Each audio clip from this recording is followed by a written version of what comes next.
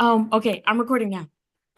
Okay, that was just, take one. Now, when you put this up, just edit this video, I hope. Okay, hi. Welcome to day 3 of the NOLA ILC Summer Forum. I'm Brandy Burbante, the Library Director at Nicholls State University and member of the NOLA ILC Executive Board. We will jump right in to get our presenters all the time they need.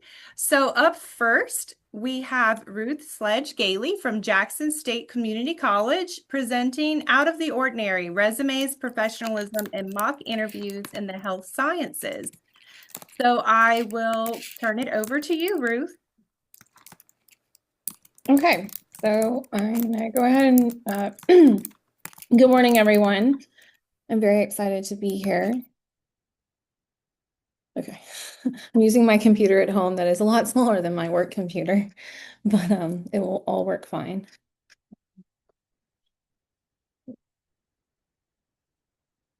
Okay, so out of the I am the instruction. My name is Ruth Slagle Galey, and I'm the instruction librarian at Jackson State Community College, located in Jackson, Tennessee. And today I'm going to talk about Out of the Ordinary, Resumes, Professionalism, and Mock Interviews in the Health Sciences. And so I found this funny meme, which is, I think, appropriate for resumes because sometimes you fudge things on your resume and you may not quite appear on paper as you are in person, as Big Bird might have done some fudging or straight out lying on his resume before he got his job. So a little introduction about myself. I've been a librarian now for 9 years. 6 of those years I have spent at Jackson State. I moved up to Tennessee at the beginning of March of 2020, so right before COVID happened, and I started navigating working as a community college librarian. For any of you who are community college librarians, you will know that they are a different beast than a four-year school. I have my MS LIS from University of Illinois at Urbana-Champaign, and I have a history, bachelor's of histories, and I'm an alum from Asbury University. And last fall, in November, I married my best friend. So we met in Tennessee. Never thought that was going to happen when I moved up here. And this is actually on our honeymoon, and we are now expecting our first baby. We're actually due in November. So we're very excited. So first off, whoops. There we go. Yep. Yep. Yep. Okay. Oh, darn it. Sorry, we're gonna be skipping a slide. I made changes in my slides and I don't think a PowerPoint caught up with that fully. So first off, I'm going to talk about the learning curve. When I first started working with the health sciences school, I was very much a novice at it. I'd never worked with health sciences. I did not know what I was doing. I felt very underprepared to support the health science students. Really felt like a fish out of water. But gradually, I learned that it's okay that I don't know everything about health sciences. It's okay. I have a bachelor's in history, not in health science or anything science related besides that information science, which is very different.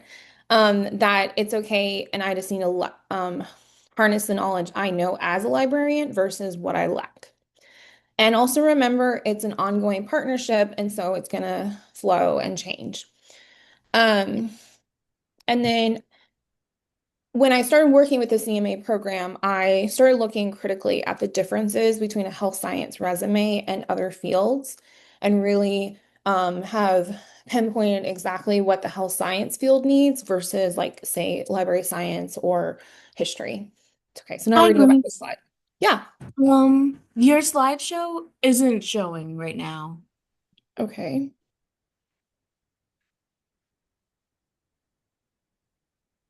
It's weird. Is it showing now? Is it showing now? Mine always has some weird delay. It is not showing for me. Okay. What about now? No, it says Ruth has started screen sharing. Screen sharing, yeah. It's just Double a black click to, screen. oh, Gifford said give it some time.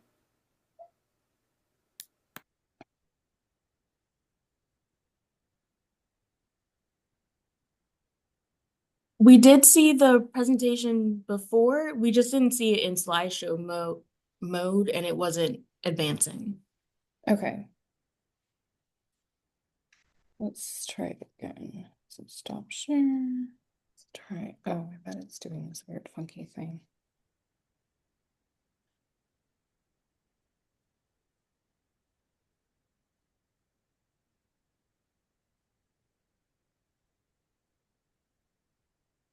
I love technology.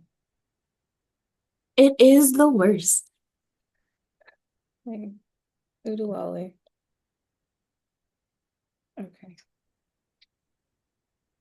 Maybe I'll just show it in the actual, not in Prezi version.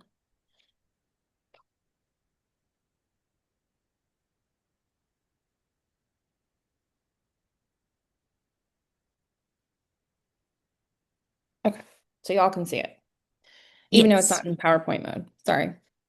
We'll just leave it as is. Okay, so y'all have only missed 3 slides, so you're good. So we had the learning curve, and now we'll go back to the timeline of relationship. So in March of 2020, I began a relationship with a new faculty member. We met at a curriculum meeting, and I met with her and tried to, telling her what I could offer, the health sciences programs that she was giving and teaching in. It was good by this point. I had pretty well established being an embedded librarian, so I knew I could make her LibGuides. I knew I can embed in the classes and like email the students and remind them if they need research help. So those courses I began embedding in and creating content for was medical law and ethics, contemporary issues in healthcare, intro to health sciences, EKG soft skills, and then management in leadership. And every semester, and this is fall, spring, summer, I would embed in 5 to 10 courses, but there would be 10 to 12 sections of those courses. And so with that relationship, I figured out that the EKG soft skills class had a resume that the students had to turn in. And these were courses that students predominantly were taking to just be promoted in work. Like they weren't necessarily getting an associate's degree, they were just doing a certificate program. So I started talking to them and I was like, well, what if we do like a resume workshop that it could fit in with the EKG soft skills assignment to strengthen students' resumes? Since they are, graduating from the program and then applying for jobs immediately or hoping to get a promotion. So we discussed, and a new faculty member came on, and that was Shelly, who I'm going to talk about a little bit further later on. And we broke it out and planned to have a 3-hour workshop in the February of 2024, which we did. We figured out it was a bit too long and the students had trouble concentrating. They really did try, and some were trying way more than others, and others were just lost. And I had the great assumption that they knew how to navigate Word proficiently because they were college students, and therefore they must know Word really well. And that was not the case. Anyways, so we kind of took off of that, and then her and I started meeting every semester. So we would meet at the end of the semester or the beginning of the next semester and talk about how well things went and what do we need to change for the future. Because she was all gung-ho on this relationship. So after the spring of 2024, we met over the summer. We met a couple of times and we talked. So we decided in that summer before that summer going into 2025, we would split it up into 2 sessions. So we'd have part 1 and part 2, and we would also switch the workshops to be for the CMA programs, which is clinical medical assistance, and not the EKG, because the students would be further along in their program and be closer to graduating. So then they would actually be probably paying more attention because this was, going to help them with their job searching. So we also started changing things up, and I'm going to explain this a little bit more further too. So we had 2025 So this is like the academic year 24-25. We gave them the opportunity if they wanted to meet with me to review their resume. But we were getting some really interesting ones still. And we'd done it for the part one and hadn't, and I think I'm trying to remember 24-25 is kind of rough remembering for me because it's not more recent years. But then we met and we decided to change things up again. So for this year, fall of 25-26, we developed a grading rubric and adapted some changes. So I'll go further into that a little bit later. Okay, so basically how we got here. So like I said, we had part one was CMA 1, and this is where we would introduce the resume assignment. I gave them information on how to do the resume. There, we have a book that's like expert resumes for health sciences and told them which chapters to read, and then also gave them action verbs that are particular for hospitals and the medical health sciences. I do want to preface that these courses are 7 weeks. So students are meeting. CMA 1 starts in August, CMA 2 can start in October, and then their clinicals will start the next spring. So the spring of January, they're finishing clinicals. They could be applying for jobs starting in March, and then they're graduating with their certificate program in May. And so they're just doing quick, and we're just going through it. So then part 2 would be CMA 2, and they're covering their resumes and interviews. So we do a workshop. We always do it on the first day of class is what we've started doing because they're not doing a whole lot. Their classes are pretty long, so they're 3 hours. And yeah, I lost my thought. I looked at my tracker. Anyways, and then we do the resume meeting. So we decided, so this is a big change we did for 25 for this past year was we did a resume meeting. So they would meet they would schedule their meeting during CMA 2, and they would meet sometime between CMA 2 and their clinicals that they were going to do. Usually they would come for the meeting during their clinicals. And so they would email me requesting an interview. And so we pretended like this was an interview that they were requesting just to give them a chance to practice on their professional writing more. And so it's in that email. They would submit their resume at the same time. I would respond to them and give them, here's how you schedule your interview. And then I would review their resume. And really that interview was just me. I've reviewed your resume. Here's what you need to fix. It's really good. It's really bad. And I would grade them really hard because I know it's a document that's going to take them forever. And they really need to be ready for that. I really want them to make it through bottom line, a computer and AI. And I want to make sure their resume is pristine, that they feel confident to go and apply for anywhere in a job. So I always would give them a second chance on being able to turn back in their resume. And then finally we would do mock interviews. So we started the mock interviews in last summer, so summer of 25. Okay, so we're gonna move into, so this is a quote from Shelley. And she just says, we recognize I got this from her a little bit while ago. We recognized a critical gap in our students' transition from classroom to career. Many were unsure how to tailor a professional resume, present themselves confidently in interviews, navigate the job search process, and/or dress professionally. By introducing a resume workshop, we aim to employ our healthcare students with essential tools and skills needed to successfully enter the workforce and represent themselves as competent, career-ready professionals. Our goal is to ensure every graduate leaves not only with knowledge, but with confidence ready to pursue their passion and make a meaningful impact in the healthcare field. And so Shelley she has switched from being adjunct and now is full-time and is the department chair. The original professor I worked with, that was Crystal. She has actually moved and now is the dean of the healthcare professions. So I still talk to her a lot, but I work a lot more with Shelley because she's still the one teaching the CMA courses. Okay, so this is just a couple items from the workshop. So this is a snapshot of what the first page looks like. I know it's kind of small because we're not in PowerPoint mode. But we basically had a resume checklist of things they need to make sure they're including on the resume. And we would work through this and talk about it and stuff. And then also just basic layout. So I would break it out into name, education, certificates, experience, and we would talk about each section because a lot of them I found have never seen a resume. They, have heard about it maybe, but they don't really know what to do with it. And so we just would break it out as much as we can. I will say teaching resume workshop is very different than library instruction.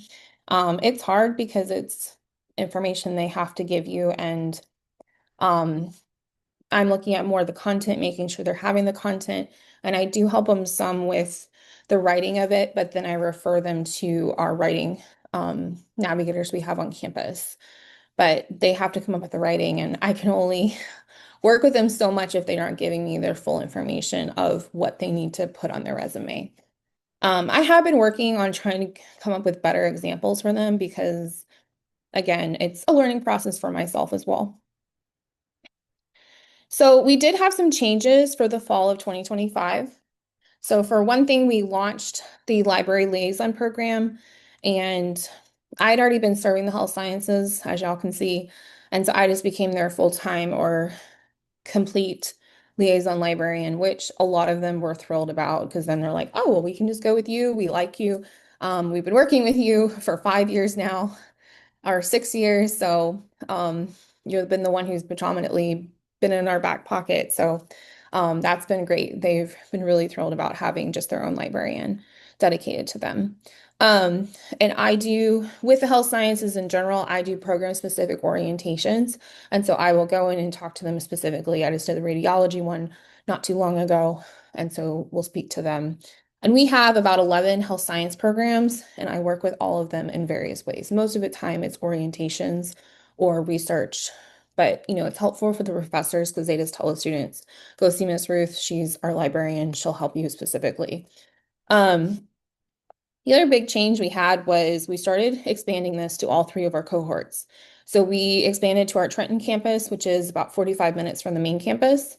And we have 3 cohorts a year. It is really complicated to keep track of, but the best way to think about it is you have a cohort that will start in fall. So they'll start in, sorry, I'm thinking they'll start in August. We have a second cohort that will start in the middle of October. And then we have our third cohort that's going to start in January of the next year, and they will finish in August of that year. So, and the other big change was Shelly decided, hey, I don't want to waste your time because you're giving our students so much good feedback. One way not to waste your time is just to have a requirement. And I was happy to do that. I know it takes a lot of time out of my day, but it serves a great need. And so we switched it to where they're required to meet with a librarian, and I review their resume, and I go back and forth with Shelly and the other 2 professors that we work a lot with. Again, it also kind of takes a load off of their mind because they know that the students are in good hands, and I'm just focusing in on their resume, which is a key component for them to graduate just because of the job searching, and they're able to focus on the program materials that they need to know to be the amazing CMA that they're going to be. Okay, so we had, this is just the worksheet handout. We realized again, there was massive disconnects. And so I was like, well, maybe we can create a workshop handout, which kind of gets their mind to be thinking what do I need to include on my resume? So it's the basics, of course. And then also, I cannot tell you how many times they are missing very valuable information, which is their education of why am I literally looking at your resume? Because you're enrolled in this class. And then their certificates. So most students, when they graduate, they're getting the CMA, but then they're also doing phlebotomy and EKG, and those are national standardized testing that they're sitting for and paying for, but they weren't listing it on the resume. And that's what's going to get them the job ultimately. It's that experience 100%, but it's also the certificate and certifications that they're gaining that's going to help them get that job even more. And I, of course, get a variation of end results. I've gotten, my favorites are the ones I've gotten on notebook paper. And it's like, you obviously are not taking this seriously, but you should be. Um, and then the jury is still kind of out. I think it has improvement. I'm not really sure. I think it helps some students and other students don't really care. And that's just the luck of the draw. And we're gonna keep changing and figuring out what we can do. Another thing we have added, and I think this has been like 2 years now. We also do it for Introduction to Health Sciences, and this is a class that students in the CMA program can take, but actually any student in the health sciences can take it. So we could have PTA students, we could have radiology students taking it. And they do have a resume assignment. And so I just do the whole part one of the resume workshop, which helps them for that assignment. And if they want to send me their resume, I tell them they can, but I'm not grading them. I just give them feedback. And so some do, and that's up to them. But it is a great exposure to them because they know like if they're going on to different programs, they know that a librarian exists to help them do any research projects they might have, and B, there's someone there who can help them more with that resume in future. And I am happy to look at any students. I've looked at non-health science students' resumes too. Just, offering it. I do want to caveat, I don't know if I probably should have said this at the beginning. Our school has no career services at all. So it is essentially whatever the programs build into their own program of what the students are getting. So that is part of the reason I'm able to do the expansion that I do. Okay, so I created a template. This was a lot of feedback between me and Shelly because I was like, this is what I'm seeing, but I don't know for sure what y'all need and what you want first. So we have definitely decided on they want their education up first and then their certificates because those are so important. And then they have their experiences. And a lot of their experience can be their clinicals, which can be missing on their resumes too. Okay, so we're gonna go into our template. So this is the template I came up with for grading. About 50 points is worth the meeting, and then they're making sure they meet their meeting date. Like they aren't a no-show, and I do have no-shows, and I'll email them, and I'm like, where'd you go? Why aren't you here? This is a grade. And then I have 50 points is worth the mechanical stuff, and then also like the credential category is really important. So that we've kind of addressed that as if you don't have anything, it's automatic 0. If you're missing some stuff, it can be automatic 0. I really try to do grace on this part, but if they have like partials, but I do really tell them like these are mandatory. This is essential for your degree, and essential for that certificate you're receiving. So, and the other thing is they are going to take these to the mock interview, and we want them to be as polished as possible. Because again, they're doing that mock interview right before they graduate, and so they're going out in the field. Okay, so we have the mock interviews. So the mock interviews started in the last summer of 25. She did it at the Gibson campus. I did not participate in that one. That was like the first one she did. It was a smaller cohort. And so these mock interviews is the students are graded. The interviewers grade them on how they come in. How are they dressed? How do they address the committee? How do they answer their questions? And this is all part of a grade built into the clinical. And it's a mix of people on campus who will do it. And then she gets Jackson State. So she's had administrators from the hospital come before. She's had, there's like a rural health organization that will come, and just for different partners that they work with to do their clinicals, especially too, they'll ask to come to these mock interviews. And again, we were finding that the students don't have an interview experience. And so oftentimes this is the first time they've ever had an interview. Sometimes they've gotten jobs or like a formal interview like it is. They've gotten jobs because they know people, or They've never had a job. Their clinical was their first job. That's their first experience too. Um, or they just know a friend and a friend and like, they just had like called up, hey, you qualify, I'm giving you the job. So they've never had a formal interview. And so that's why they started doing the mock interviews.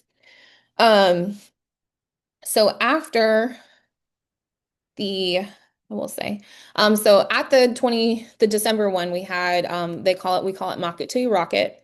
And, I was very proud, a non-Jackson State affiliate. I'm pretty sure anyways, they were, either working at the hospital or, just not a student or another faculty member on campus, like how impressed they were by the students' resumes as they looked professionally done. And for me, that was a glowing praise because I knew that they were great and amazing because I had sat with every single student and brought them from whatever disaster they brought me to making their resume beautiful and something they can be proud of and something that they can take and just continue building on that foundation that they already had.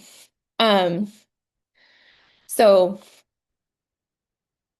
after December one, we met. So Shelly and I met. There was a new faculty member that had come on in August, and then the coordinator of enrollment. And we discussed the pros and cons of what happened. And one aspect we realized was we need to give students more time to practice for these interviews. So we built in, so the enrollment coordinator met with all the students prior to the Mock It Till You Rock It the next spring and gave them opportunity to practice, kind of like having an interview before the interview, just, opportunity to practice. So there have been some new changes. There will be new changes for the fall. The CMA program is working on getting accreditation to become a fully accredited program. And that means there will be changes for what we do. We'll keep a lot of what I do already because they actually do have a professionalism element within the accreditation process that they have to keep. And it's a great thing anyways. And Shelly doesn't want to lose everything we've already built through the last 4 years, essentially. And then currently I'm writing an article. Lastly, I know I did say that we would do discussions. So this is our discussion time. First off, you could ask questions. But also be thinking about like what career services exist at your school. Does the library work with a specific program on professional development support? What support is your library giving to students who work to make them ready for the workforce? And would this be something your library could offer or collaborate with another department on campus? And so if anybody wants to pipe up, feel free. There were no questions in the chat. The only one, well, there was one about the recordings. And so the link for the recordings for day 1 and day 2 are in the chat. You can go to the home page to find those recordings. But other than that, we don't have any more questions. Yeah, I think, oh, sorry, Connie, you can go.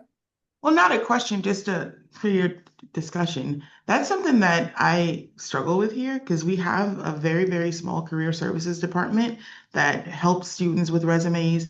We have a small campus, and that building is all the way across campus, and most of the students don't even know they exist. So we have students who wander into the library asking us for help with their resumes, and it's kind of like a fine line because we don't want to step on career services' toes. But if we have a student in front of us that's asking for help, we want to be able to help them, but we don't have like those connections. So we're a technical community college, so the people in career services have those connections with industry, and they know like the specializations that's needed, but it's also kind of hard to get a hold of them. So that's something I want to work more into, forming a collaboration with them. But as for now, we're like completely separate. So this has been very helpful, and thank you. You're welcome. I mean, honestly, if we did have career services, it would be vastly different. But yeah, it's a challenge getting those connections can be challenging, but then once you have them, it makes it better. Yeah, I was gonna add to your discussion too. I was typing it in the chat and I was like, I'm just gonna get on the camera and talk. We have a small career services center at Nichols, and last year, the year before, they just got moved into the building, into the library building. So I was writing, as you were talking, I was writing myself a note, like, send this presentation. I was gonna ask if I could share your presentation with them, so that we can maybe have a potential partnership because we just for like a QEP for our SACS accreditation, we came up with this year career ready kernels, and so they're doing a big career focus. And I kind of feel like the library might get left out as a resource because we do have a career center. So I would love to share your presentation with our career services director, just so they could see the potential that the library could offer as a partner with them with tackling this new strategic initiative that we have. Yeah, I mean, I'm happy to talk to him too. Like, yeah, it's a good you can make it, you can tweak it so many different ways too. Kayla, feel free to go ahead and ask your question. Hello. I don't know if it's a question, but it's something that it made me think of. Headshots. A lot of students have LinkedIn, but they don't have like a professional headshot. And honestly, it kind of costs money to do that. So I asked our career services, because we also have one, if he could create with our photo instructor a workshop about how to create a good selfie that also works as a headshot in case a student ever has to give a presentation or anything like that. And I honestly, I don't think they'd ever thought about it before. So sometimes it's just giving those ideas and letting them run with them. And then, if they can host in the library, sure. But they're actually doing a presentation for our upcoming library professional development day too for us as well. So, I mean, there's other collaborations in there if you have those departments. And if you don't, you might have a photography department that could, or a photo instructor that could work with you on a presentation like that, because I do think a lot of students are using some very interesting selfies in LinkedIn. Yeah, that's really cool. I actually just thought we had a medical coding grant, and the end of it we did a mock it. They did a similar thing. But also our PR guy did headshots for them specifically as like the ending of the program of the grant itself. But yeah, that's a good idea too. I think a lot of and that's where the library can come in, because we can think of like we're there to, kind of troubleshoot and the gateway between students a lot, and coming up with, they don't have the and that was like the big thing that's been like initially I was like, oh, everybody knows what a resume is, and I've learned no, they don't. And this is how we can help them by breaking it down, making it just kind of breaking it very literal down. But connecting with other departments and like, our students really need this. They don't know what to do. They've never been in an interview. Um, One thing on campus too is our student services just started doing a clothing closet, and students can go in there and grab clothing for an interview too. And I'm excited to see how that's going to go in the future. Do we have any other questions? You can put them in the chat.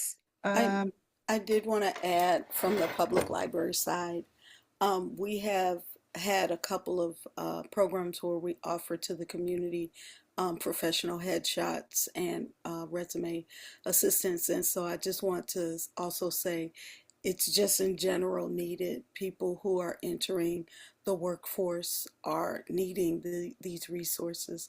So I just want to thank you for taking the reins in providing that service, because it's much needed.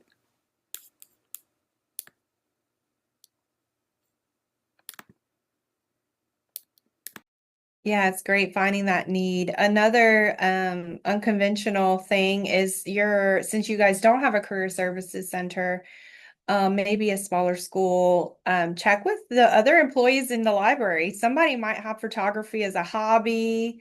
That was something one of my staff has, like a really nice camera. They just like taking pictures. And so when we do events, I'm like, remember to bring your camera so we can get some good pictures. Better than just, I mean, phones these days too have good things, but you never know if there's someone with a hidden talent at your library that might have the equipment at home for a hobby or something. They can come do headshots. But that's a great idea. Our Career Services Center recently got funding, and they bought this like kiosk thing. It looks like a photo booth kind of thing that you can go in there to take headshots. They do it for students, faculty, or staff. I think even alumni too. Our career services serve our alumni community as well.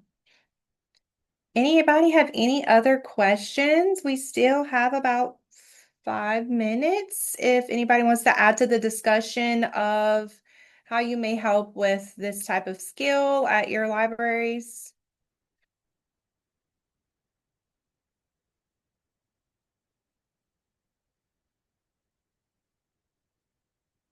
All the introverts typing right now. That's what I would be doing if I wasn't on camera.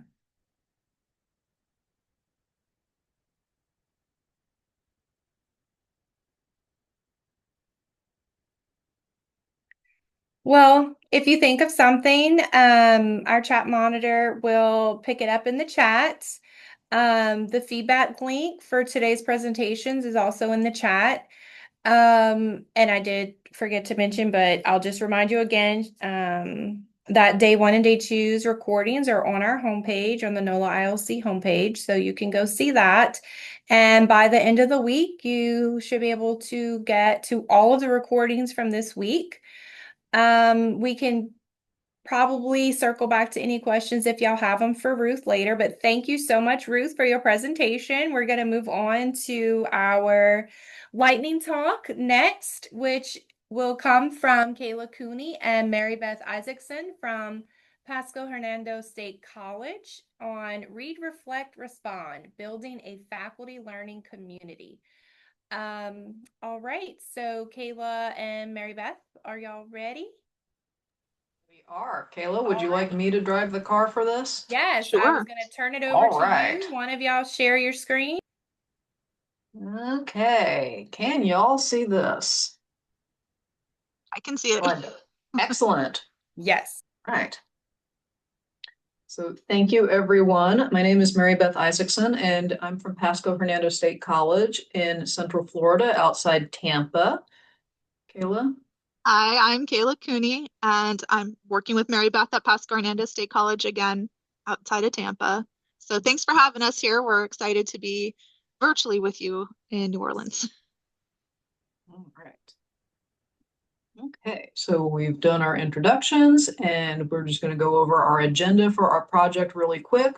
We'll talk about the background and some of the concerns that our faculty had regarding artificial intelligence and cheating, the creation process and timeline for our book club, the feedback we received from participants, challenges and future planning, and questions. I'm going to post a link to a Google Drive in the chat, and that contains all the resources that we created for this. So you'll be able to see our proposal, our slide decks, all those other things.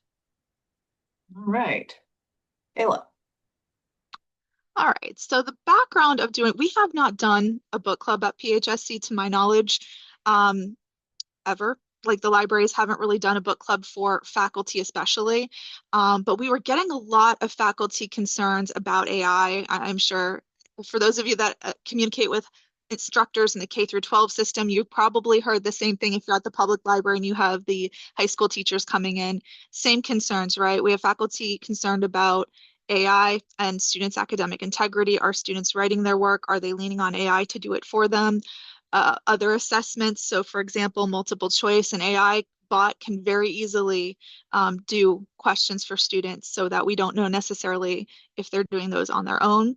And then it's especially concerning for online courses, courses where you don't really see students, you don't maybe have samples of their work done in class to compare it to a discussion board post and go, wow, that doesn't really sound like your voice here.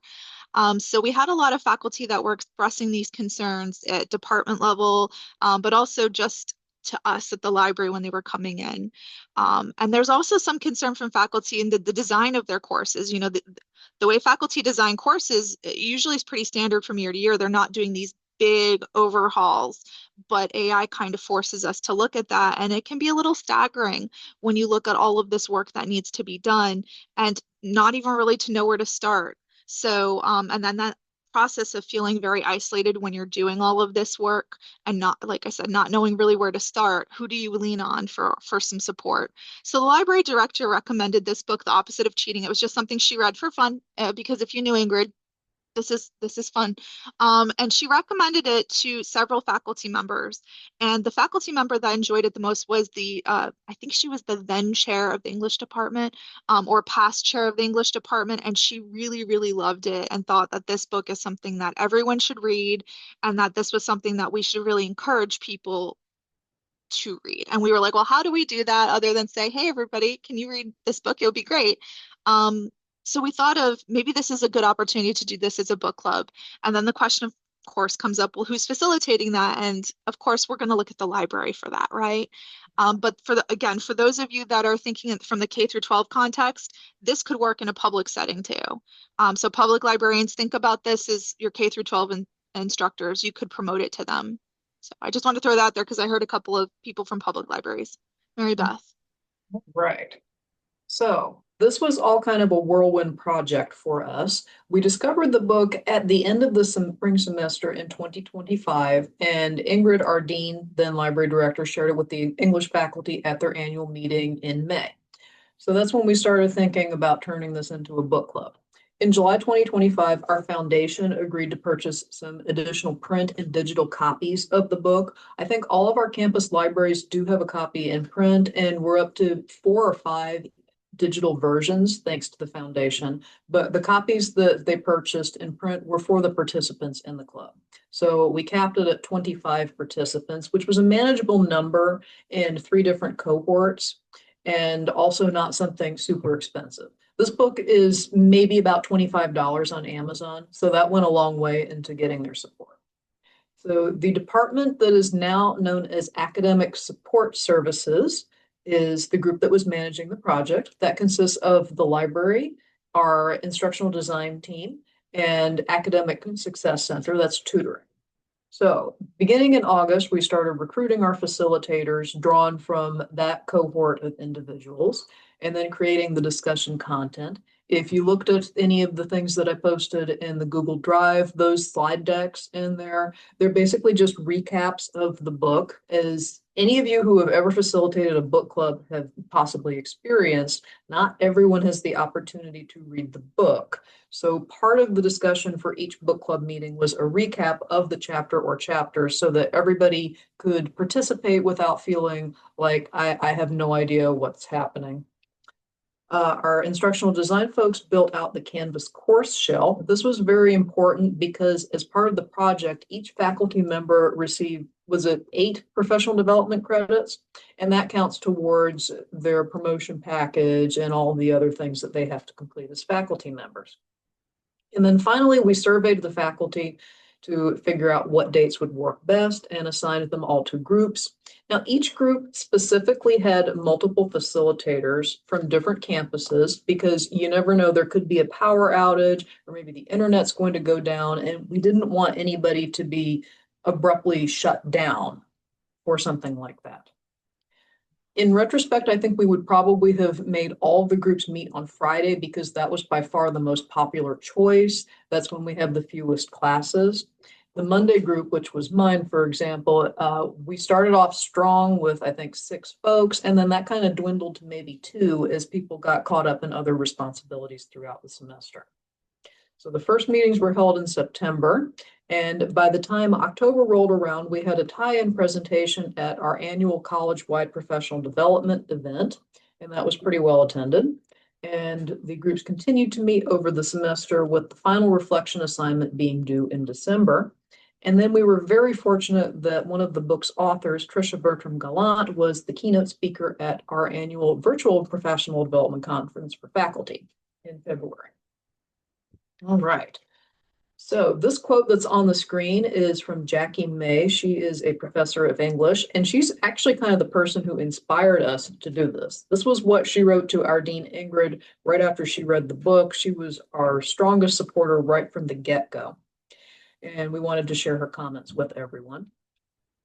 Generally, I think the feedback that we got was really good. One of the strong points about this project is that we had participants from all of our 5 campuses, from DE instructors as well as the traditional faculty employed by PHSC, and all different courses. So we had English faculty, we've had computer science. I had someone who does the engineering and drafting program.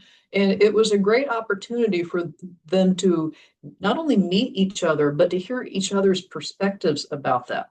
In engineering, for example, using AI is just one of those things that this is an expected industry standard. And so this faculty member was adamant that students needed to understand what they were doing and be prepared for it.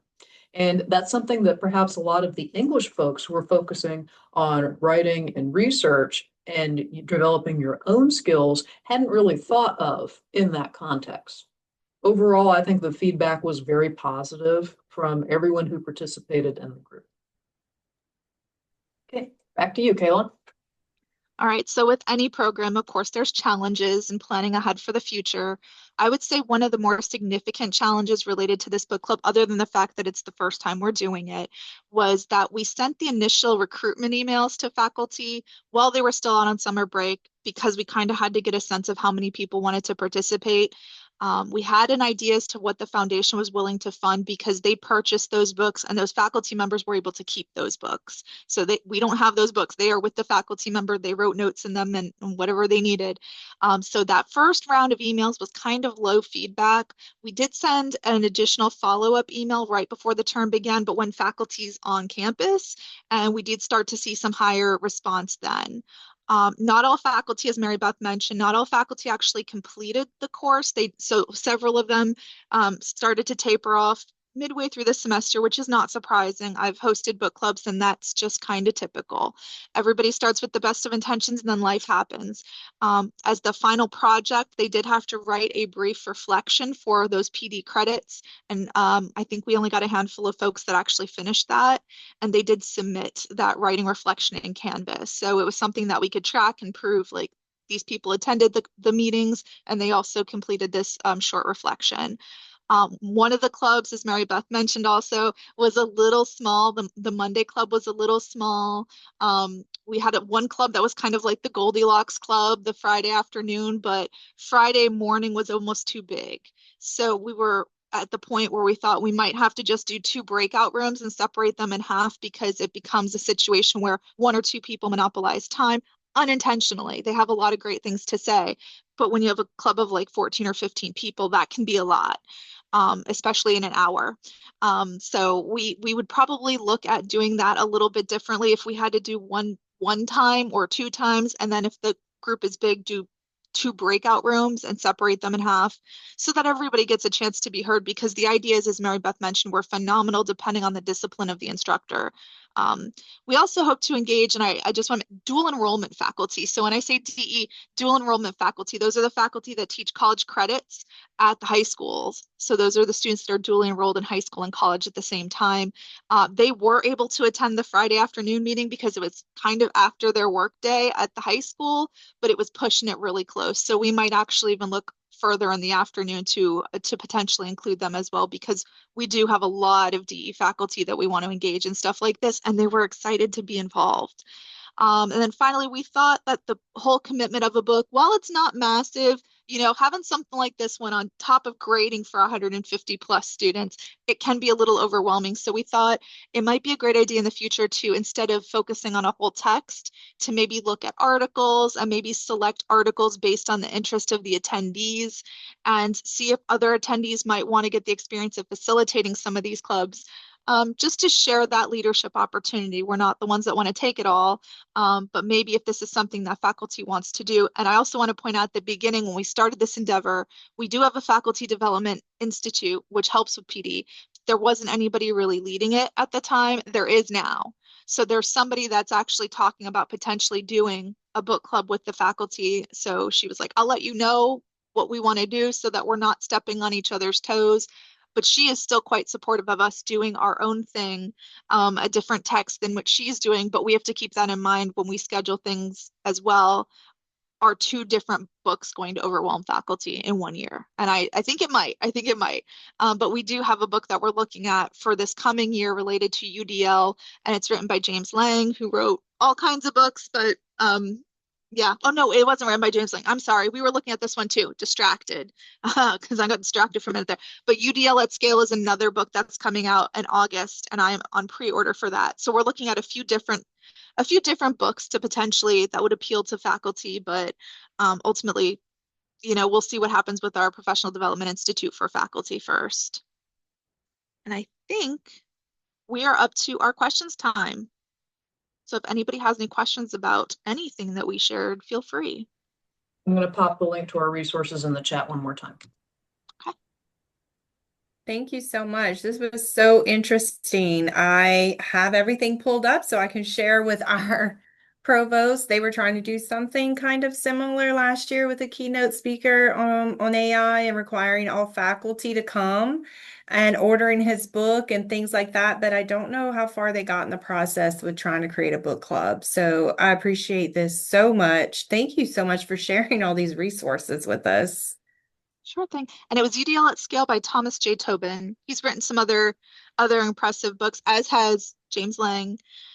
So there's a lot out there. I would say, if you're thinking about this, same thing for public libraries. If you want to do something like this, I would have tried, because I love to try to engage those K through 12 instructors, because I guarantee you they're going through the same challenges here with AI. And it would be very interesting to hear what the high school teachers have to say about this.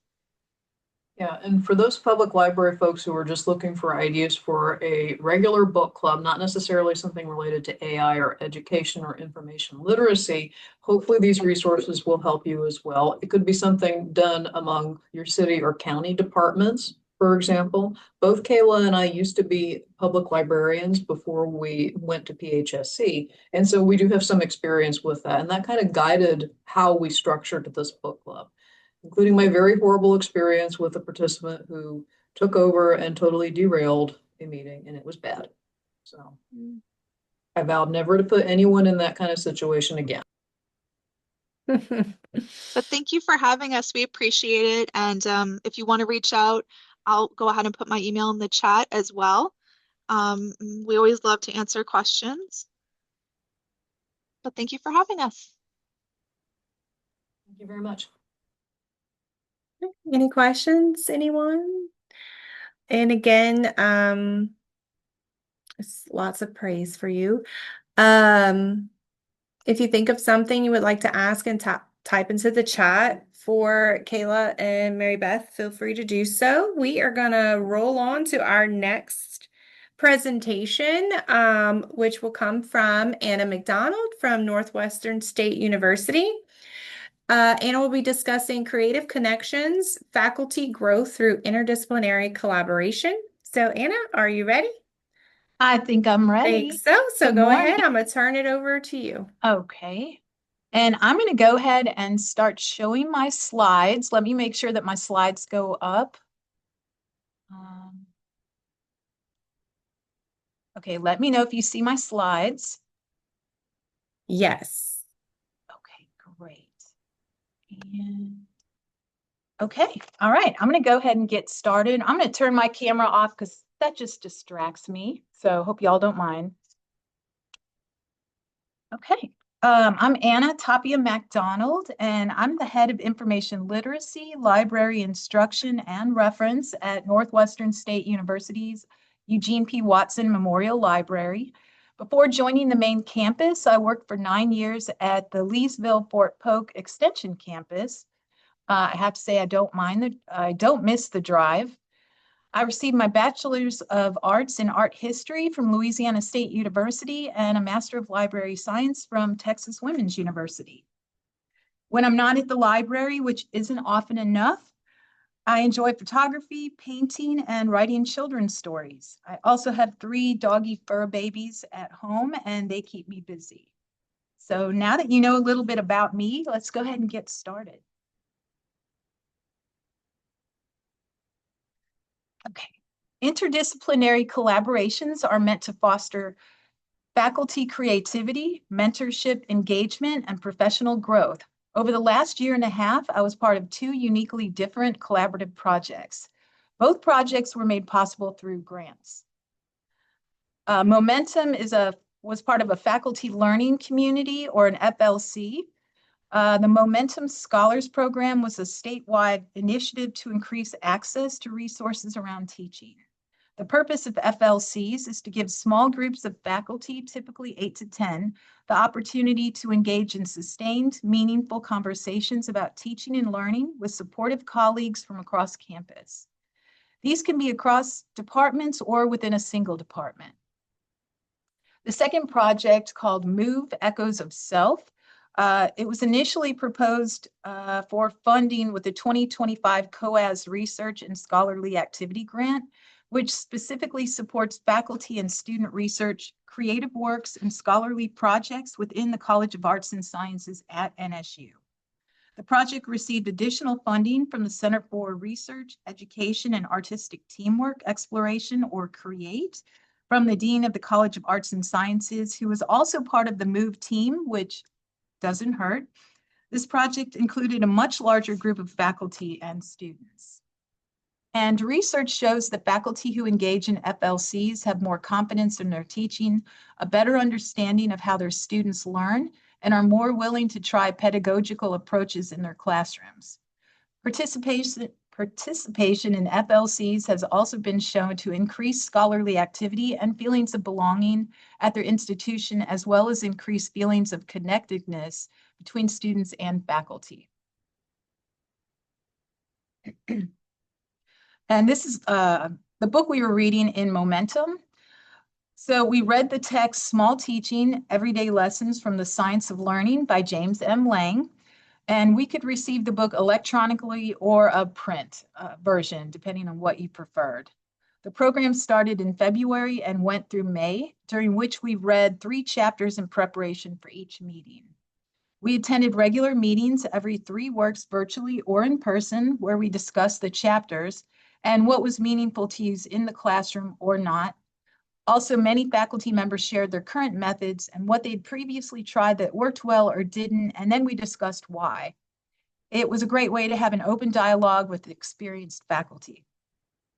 The program expectation was to implement 1 small change in 1 course in response to ideas, practices, or examples in the book. At the conclusion of the program, participants completed a brief critical reflection essay on how the change impacted their class. Each participant was given a rubric that had to be followed for the final essay assignment. And personally, I enjoyed the in-person meetings for making real connections and discussing potential new collaboration opportunities. Plus, Rebecca, who is one of our team leaders, she always brought the best snacks, and I think my favorite was her brownies. So the faculty discussion and 1 small change. In Teaching by James M. Lang, the 4 strategies I found most relevant and useful were predicting, connecting, belonging, and motivating. Predicting is a method used to engage and connect with students, encourage discussion, and to find out what they know and what they want to know. For example, you may ask, what do you think you will learn about the library? Or you could ask them to solve a problem beyond their current ability, or try a new skill before they're given any instruction. So you start with a struggle to build confidence and retain the subject matter and knowledge. Connecting is a way to help advance students' novice understanding of subject matter and faculty expertise. You could use a 1-minute thesis exercise for literature, where you give a book title and provide themes and let students connect on a board. One faculty member was using this currently in her literature class and said it worked well with her students and encouraged class participation. Belonging, according to Lang, is a mindset that can influence our success or failure. In this strategy, faculty provides a highly structured environment, whether visually or orally, that normalizes help-seeking behaviors in the classroom. The goal is to emphasize growth and connectedness, where students feel a sense of belonging and are part of a community. And I love that. So they're encouraged to, ask questions, and it's okay. And there's no judgment. So I really like that, creating that sense of belonging in the classroom. The next one was motivating. The author discussed intrinsic motivators that drive you from within, such as passion or purpose, and extrinsic motivators such as rewards. We discussed 3 strategies for creating motivation in students. The first, you would acknowledge emotions in the classroom, show enthusiasm for the subject, and evoke purpose. One faculty member shared a faculty member told us about the moment she realized it was her attitude and excitement about the subject matter that influenced how the students would respond in class. After that, she tried to always remember her passion for the subject and bring it to each class. No matter how she was feeling, that is what she would tell herself before each class. And one small change, the one that I chose, was to encourage active learning by implementing predicting activities. For example, at the beginning of class, asking students, what do you know about the library? To get them comfortable in communicating, to share their knowledge, or to ask them, what do you think you will learn? Additionally, give them a different research scenario. Ask the students to select, to tell you what database do they think would be the best selection. Develop their own search terms, discuss the filters they would choose before beginning, and ask why they chose them. Finally, ask them what results do they expect. And you're doing all of this before you actually teach them how to do the search. So then you perform the search in real time and discuss their selections while teaching them information literacy skills and better search techniques.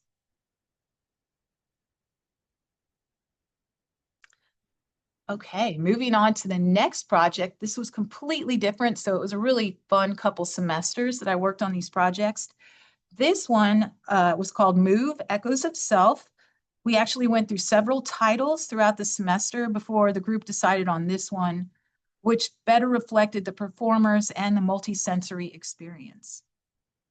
Faculty were brought together from multiple departments and disciplines, specifically art and dance departments, music, English, physics, and the library. Actually, many of us met at a faculty on-call week presentation, and the excitement built from that very first day. I pitched the idea of documenting the process, sort of a photojournalist role. So I was able to contribute my photography skills to capture behind the scenes photos of the project from concept to performance.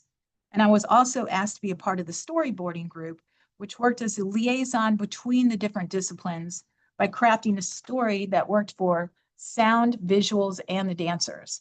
And this was really a challenge, as the storyboarding group had to find a way to describe themes and feelings so the musicians and dancers and the visual artists could then work together with the scientists to design the multisensory performance. Altogether, the performance included the efforts of 13 faculty, 4 performers, along with additional help from logo designers, sound and audio, stage crew, technical directors, and a videographer. The teams included storyboard, musicians, visuals, both graphic art and photography, working with the physics department for interactive and immersive elements, using science and movement with art to activate, and I'll tell you more about it later and show you some pictures, to activate breath visuals and sound via touch through copper tape. Additionally, a fan projector was used to display changing graphics for the introductory visuals in the lobby. And the problem solving for this whole production included how to generate and trigger loud enough sound using sensors. We figured out that live musicians needed to be added to aid the technology. Also, which photography faculty were needed for art and promotional versus, let's see, for the art. Sorry, I lost my train of thought. Art and promotional versus photojournalism styles for documenting the process. The next 2 slides include images from the actual performance and the development of the performance. So in the top left image are professors Anna Duga and Damien Tristan. Both are faculty in the physics department who created sensors using copper tape and breath sensors to interact with the dancers via computer programs. And it's amazing. Damien, who's standing, actually wrote code for the sensors and interactive graphics, which was pretty impressive. And in that photo, they're actually showing the students how you had to connect to form the circuit. So you had to have that connection between one individual and another to close that circuit, which would then activate a sound. Below that is a projector fan, and it displayed changing graphics for the introductory visuals in the lobby. And don't ask me to explain all of the science behind the projector fan. That was definitely a physics department technology that they brought with them and they programmed. The center image, this one was a lot of fun. So I got to sit in and be a part of the photography session. So I was photographing the photographers and the dancers. Here you have the photography department's faculty member, Jennifer Robeson, and her student, James Hilty, who was also our videographer for the performance. They're photographing the dancers for the poster.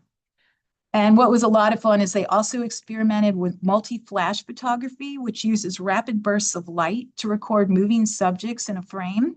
So it looks like the image is moving, sort of a drag effect, capturing movement and kind of that slow motion, which we ultimately didn't use, but was fascinating to watch. And it would have made a really interesting poster, except the director decided all of the students needed to be featured, and it would have been hard to see on that that kind of burst of light photography. So we really wanted to make sure the students were seen in that poster. Then on the right, we have images from rehearsals, which included highly choreographed movements and breathing exercises that trigger a sensor on the dancers. They would actually wear this sensor that would, it would sense their breathing as it sped up or slowed down. Also seated there, you can see quite a few of our team members on the stage helping with this production as we're going along. So we had quite a few rehearsals. If you look at the screen on the bottom right, that image on the screen was originally inspired by a pine cone, and it would expand and contract via the sensor that the dancer was wearing.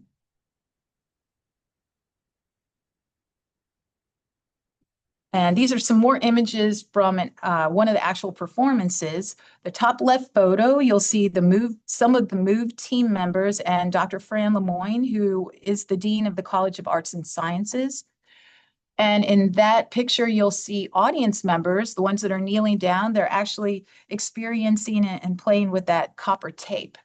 And we're showing them that, you know, they have to close the circuit, so they have to touch hands or feet or some part of the body and connect that circuit. The bottom two photos show audience members interacting with the lobby displays, which include the copper sound conducting tape. And we had dancers and team members who were available to demonstrate before each performance. Also, I have to point out in the bottom right photo, I have to mention that our own Watson Library's interlibrary loan staff member, Jackie Hawkins, is experiencing the sound conducting tape with one of our dancers. So I thought that was a great picture to include.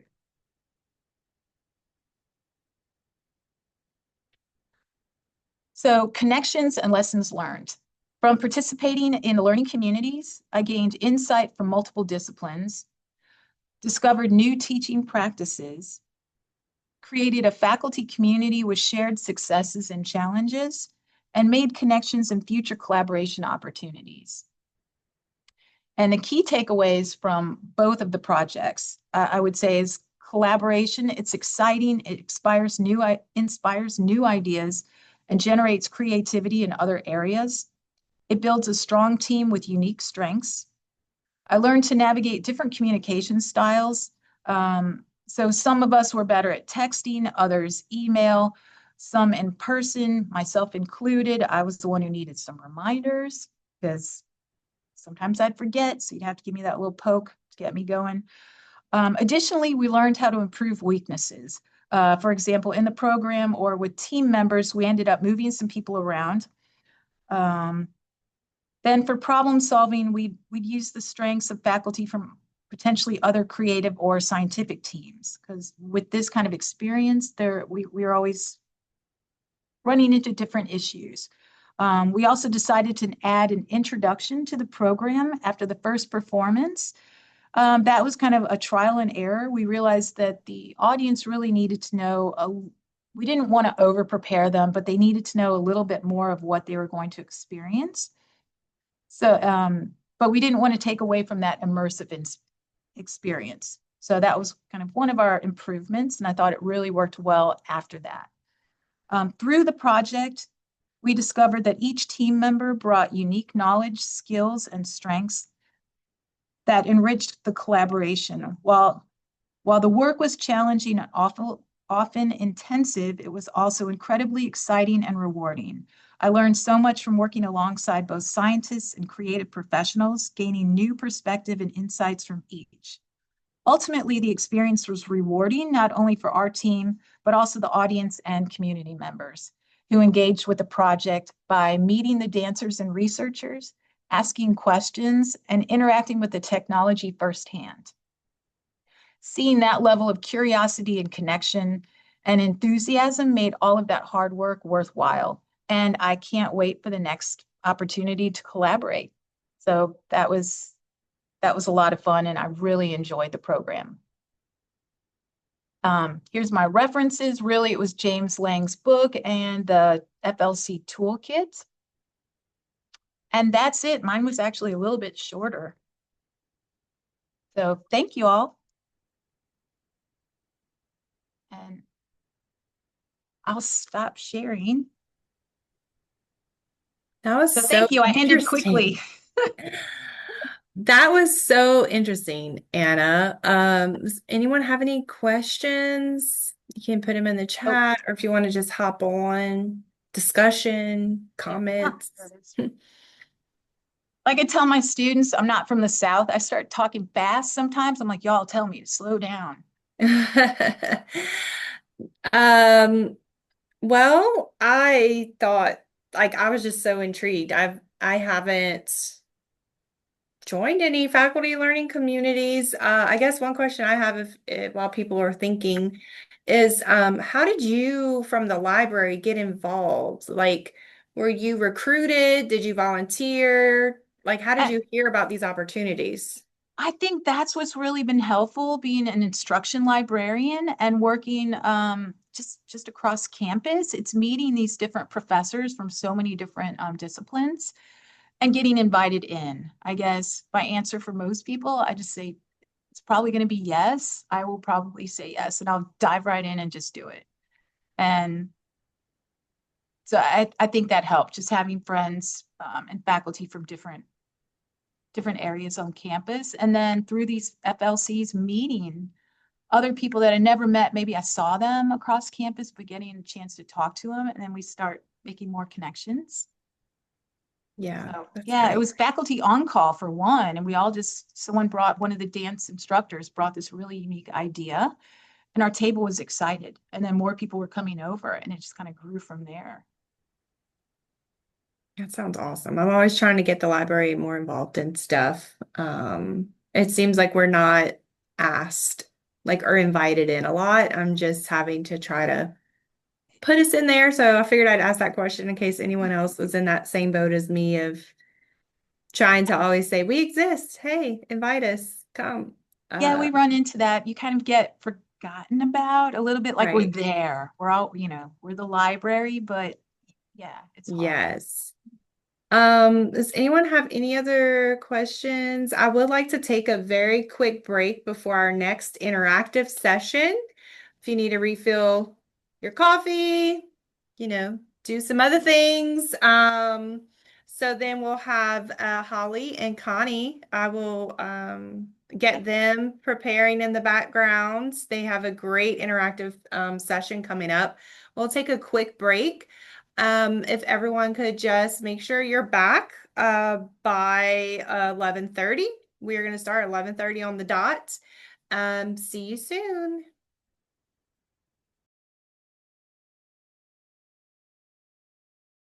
Processing them. All right, if you're joining us, just know that we are recording the sessions. Closed captions are available, transcripts. Reminder that recordings will be on the NOLA ILC website.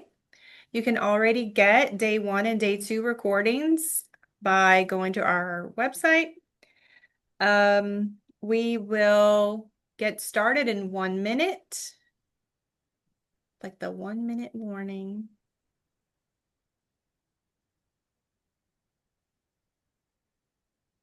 We may have only lost a couple people in the break, but that's okay. They're just not here yet. Who knows?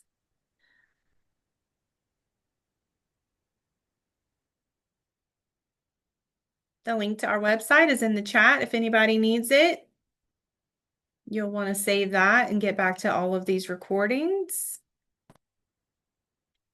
So thank y'all for joining us again or coming new if you were coming for this 11:30 session. We have Holly Goodwin and Connie Milton from SOWELA Technical Community College, and they will be doing a salon-style roundtable on basic computer skills and digital literacy. Are y'all ready to take over? Okay, I'm gonna get off of here and turn it over to Connie and Holly. All right. So yeah, Brandy was just saying we have a quiet group, and I don't think that bodes well for this type of. So this is not a presentation per se. It is a roundtable or a salon, as Holly has been wanting to do a salon. And I was like, what is that? So it's where we want you guys to be just as interactive as we are. You can unmute, feel free to talk, but also we are going to share a Padlet with you guys where you guys can type your thoughts on the Padlet if you need to. So I'm just gonna share right quick. My screen just to introduce us. So basic computer skills and digital literacy. So I'm Connie Milton. I am the Director of Library Services at SOWELA Technical Community College in Lake Charles. We are a very small library, so I direct exactly 2.5 people, and Holly is one of those. So Holly, do you want to introduce yourself? Hello, I'm Holly Goodwin. I am the only librarian at the Jennings campus of SOWELA. I'm all by myself over here. I am the one-half librarian. um, Digital literacy is important to me because I'm a big nerdy gamer. So I've always been into tech, basically. So I've been in libraries now. It's 12 years total in libraries, but I worked in public libraries before I switched over to academia, and I always laugh, and this kind of fits perfectly with the topic of this roundtable salon. When I left working with the public, I was like, there's some things I'm never going to have to deal with again. I'm never going to have to deal with someone, expecting me to know their passwords for them or teaching people basic computer skills. And now that I am working with college students, I have learned that that is not true at all. And a lot of the things that I was doing in the public library, I am also doing here again. And so that's basically what we're talking about today. So we have a little agenda, but it's going to be just a guided discussion. So I am going to share, I'm going to stop sharing this and share our Padlet with you.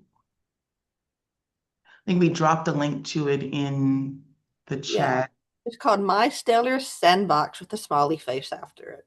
And so also to a little background on this. So this was Holly's idea, and I joined because I like to talk. But as she mentioned, she is very online. She's a lot more online and techie than I am. She is an AI like guru. She knows a lot. But her actual inspiration for this roundtable was from Reddit. So she shared this subreddit with me, our libraries, and there was a conversation about digital literacy. And this is not either of us, at least I don't think. I hope people can't track me down through my Reddit, but someone posted in the R library subreddit about how concerned they are with digital literacy amongst younger generations.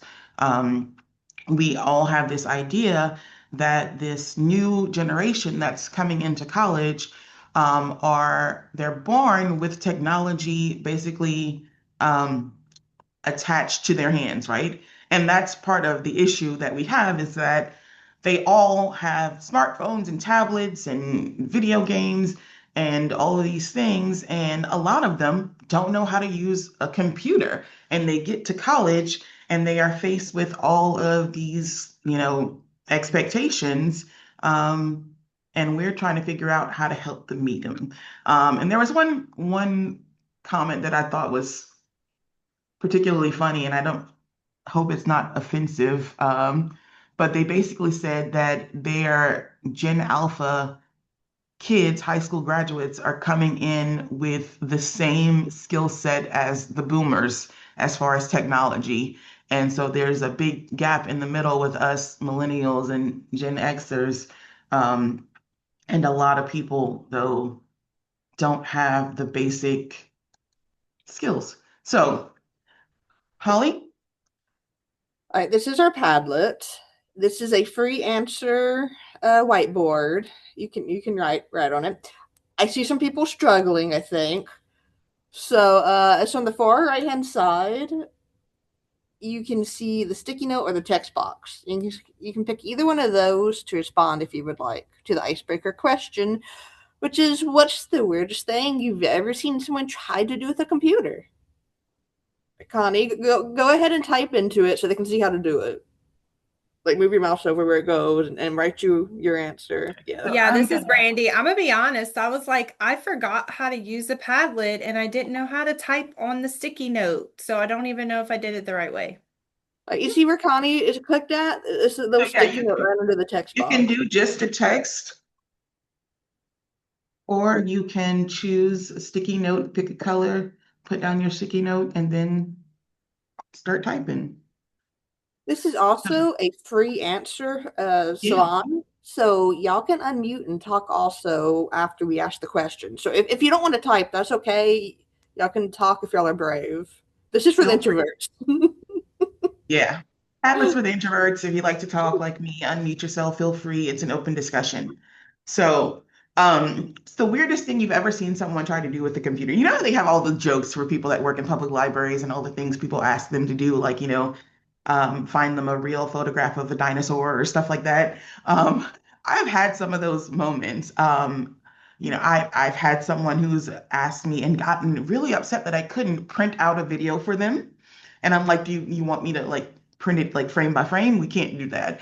I've had, the general, like they expect us to memorize their password. So when they come back in, 6 months later, I'm supposed to remember how to log into their whatever account.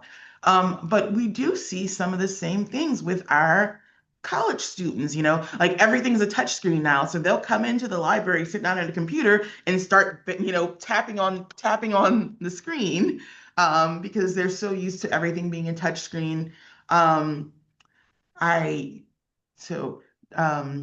Yeah, so when y'all said computer, you were talking about desktop, right? Because I was struggling at first and I was like, oh, at a desktop. Because I'm like, I don't know what people do on their computers, but I was thinking computer like device, any device. But yes, that's when I was like, I did sit down with a student and the monitor was not even on and they start typing on the keyboard and I reached over and was like, we got to turn this on first. Yeah, I saw someone was saying like they didn't know how to use a mouse, and so they were picking up the mouse and trying to touch it on the screen. But we legitimately get students who I tell them to double click, and they're like, "What does that mean?" Or right click, and they don't know what it means, or they don't know how to tab over to start a paragraph, or I think the first time that it hit me in real life, like how much this younger generation generally genuinely don't know how to use a computer and have basic computer skills. Is when I was working in the public library. It was a kid, he was probably like 19, 20, he graduated from high school, and he came in and he was doing a job application. And I was like, if you need any help, call me over, I'll come and help you. And after he's done, he calls me over and he was like, yeah, I think I finished it. I think I did okay. But he was like, none of the numbers would work. So I just left them blank. And I'm like, what do you mean none of the numbers would work? And he was like, yeah, I pressed the number and nothing happened. So I just skipped all of them. And he didn't know that he had to press the number lock to use the number pad. But also on top of the letters, there are numbers which do work without using a number lock. But this guy literally filled out an entire, I don't know how many screen application and left every number blank because he tried typing numbers at the beginning and he didn't. So he didn't put in his social security number, he didn't put in his birthday, he didn't put in the years for dates he worked at. He literally just skipped every number because he couldn't figure out to put on the number lock to use a number pad. And then I was like as the kids say, we're cooked. So that's just Oh, y'all gotta approve my emojis I was trying to put on.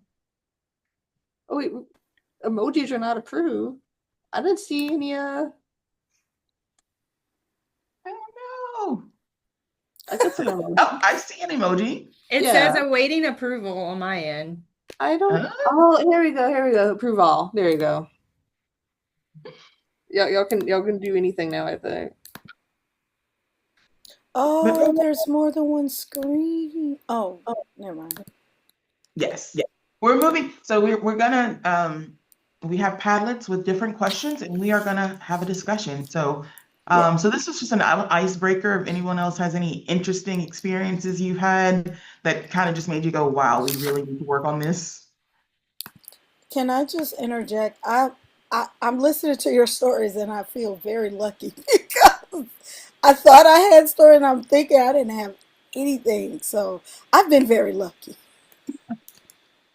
Look, And you at the public, I thought you would have like, a lot of stories to share. I know. I feel like I'm missing out. Most people at the public library are filling out job applications or watching movies. So I didn't have anything. I'm mad now.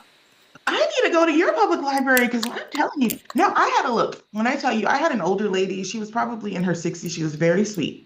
She came in every single week because she was on unemployment and she was required to apply for 2 jobs a week to prove that she applied for it. And every week she came in and every week I helped her apply for 2 jobs. And when you put in her email, the first time I saw it, I said, that's a very generic email. Are you sure that's right? And she was like, oh yeah, my friend set it up for me. It's right. I know it's right, whatever. And so she used that email every single week. And she never got a response for anybody. And then finally she reached the point where they were like, you have to get a job or else. And so then she was like, oh, this company called me and told me they've been sending me emails. And I was like, well, we applied to a bunch of companies, So I'm like, well, pull up your email. And she was like, oh, it's not working. She put the wrong email on every single application that we put in.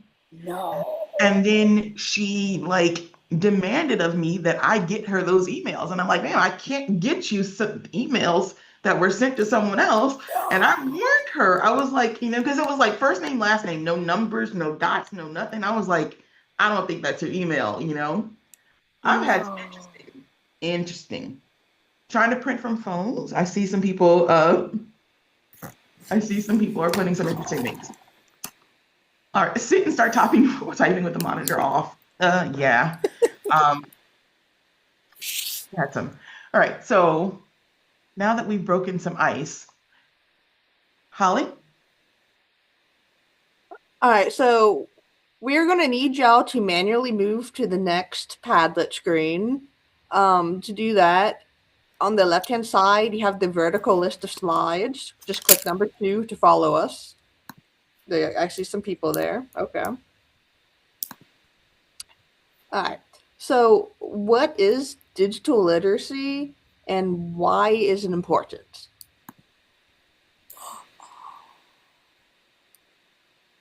So this is a conversation that Holly and I have had. Because I'm like, before we get into anything else, they need to be able to just basic computer skills. How to use a mouse, how to use a keyboard, basic computer skills. But beyond that, though, Holly defined digital literacy. How did you define it, Holly? The ability to navigate a digital environment is how I would define it off the top of my head. And so we've seen some more technical definitions, all right? Hold on, I had one pulled up. So this is a little older from 2010, but the Museum and Library Service Act of 2010 defined digital literacy skills as the skills associated with using technology to enable users to find, evaluate, organize, create, and communicate information, and developing digital citizenship and the responsible use of technology. But basically, we live in a digital world. Um, and people, not just students, but anybody has to be able to navigate that, right? So whether you are in academia, whether you're in a public library, because like you said, most people that come into public libraries are applying for a job. You can't go into, like, I don't know any places nowadays where you can just go in and ask for an application and they hand you a paper application and you fill it out and turn it in. Almost everything now is digital. So from applying to a job, if you're applying for any type of government services now, that's all digital. If you're doing a SNAP application or WIC or unemployment or your taxes or anything, you have to have those basic digital skills. And that ties so much into information literacy. Anytime I have a group visit our library, I give them tours and we get all ages. And I'm like, I have to, deal with my actual college students, but we get middle schoolers who come in and I have to try to engage them. And I tell them, what do you think the role of a library is? And they all go, you check out books. And I'm like, no, my job is to give you access to information. And, historically, information used to come from a book. And I always ask them, so where do you go for information now? So like 5 years ago, that answer was Google, and now it's, Chat GPT. That's where they all go to, right? But all of it, though, is in this digital landscape. Um, I have an anecdote about that. I was trying to get my driver's license updated to what the new store one with the store on it, whatever. I forget what they call it. And oh, so I had to go to the MV and they needed, a bill with my address on it or something. All bills are online now. Yeah, Real ID. Thank you. Yeah. But all bills are online now. And they didn't even have my address on them. So it's like, so I was struggling just to get something printed that actually had my address on it. I ended up just having to get a W-2 because all my bills had nothing. So I was trying to imagine how would someone like my mom navigate this? Like, I'm terminally online. I can do this stuff, but it took me even a long time to do it. So it's like you have to do everything online now, and there's just so many people who did not grow up online. Like, how are they going to navigate this? yeah. See, this is important to allow access in an increasingly digital world, and I think that is so important, right? Um, and it's shocking to me how we say the kids grow up with the phones in their hands, and a lot of them don't have a computer at home. They don't have a computer with internet. They don't have Wi-Fi. They have, if it's on their phone, they can access it. But I also think it's weird that, so many people still don't realize that. Like there's still, I remember when I was in library school and learning about the digital divide, and a lot of people don't realize that digital divide still exists. It just expresses itself in different ways now. Um, so, right, allowing that access in an increasingly digital world, because like Holly said, everything from getting a job to doing your taxes to paying your bills is going to be online now. You got to have an app for everything, right? I think I want to say too, we have at the public library, we have so many people who have been working in maybe manual jobs or whatever for 20 and 30 years, and now they're looking for a job and they can't do I go in person and ask for a paper application. Everything is online, but they've never had any interaction because they don't use computers at work. They don't have a computer at home. And even if you have a phone, like these high-tech phones, if people are only using them to go to Facebook or maybe check their text messages, they still don't know how to access these new ways of applications and things like that. So yeah, there is still a big digital divide. Yeah. Like my dad works at the racetrack. So and there's state employees. A lot of people don't realize that you actually work for the state racing commission, but he works in the barn in the back in the test barn, and he has to submit his timesheet online every 2 weeks. Which means that my sister, who is in Tennessee and in grad school right now, has to log in and submit my dad's timesheet every 2 weeks because we tried it, trying to get him to figure it out. It's not working. But he doesn't get paid if it doesn't happen, you know. But teaching a 70-something-year-old man who's literally, Yes. you know, um, and they don't give the training on that. They just No. expect everyone to be able to do it. So that kind of leads into our next thing. So what basic computer skills do we see our students struggling with?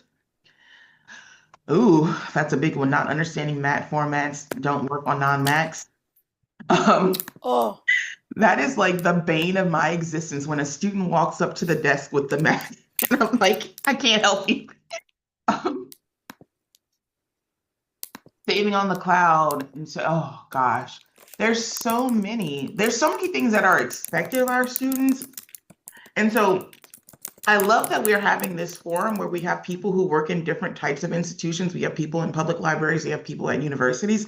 So Holly and I, SOWELA is a technical community college, which means we do offer associate's degrees, but we also have a lot of certificate programs. We have a lot of training for industry.